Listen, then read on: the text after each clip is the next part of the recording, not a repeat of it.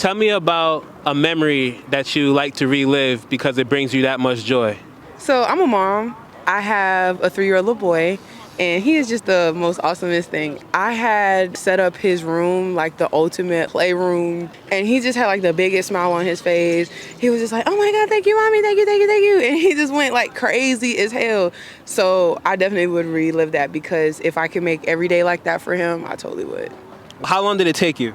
A day. What inspired you? What was your thought process? And tell me about some of the things you did to like that you knew he was gonna like. So Doobie kind of likes everything to be like super big. So instead of getting him like the biggest TV, I just got like this huge projector that made his entire wall just look like a big TV. Painted everything. He loves Sesame Street, so I put all types of cool stuff in there. He liked cars, so along the wall, all the way around his room, it had cars just lined up all over the place, like his own little car lot. He had a race car bed, slide in there, basketball goal, anything he could climb on, bookshelf, like everything. He likes to read, so I made sure he had like a cool little nook in there so he can just be comfortable, try to read some books. He's very smart, and it's vibrant with colors. So as he gets older, right? How you gonna keep up the same energy? Because you know the older we get, the more expensive our habits become.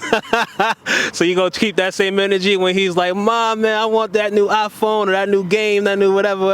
I'm gonna keep the same energy because at the end of the day, like I try to instill good behavior in him so he knows as long as he's good, he can have whatever he wants. I'm gonna give it to him just like that. And he's very good. Like if I tell him no, he's not one of those bad behaving kids. I didn't really have to deal with the terrible twos like most people had to do.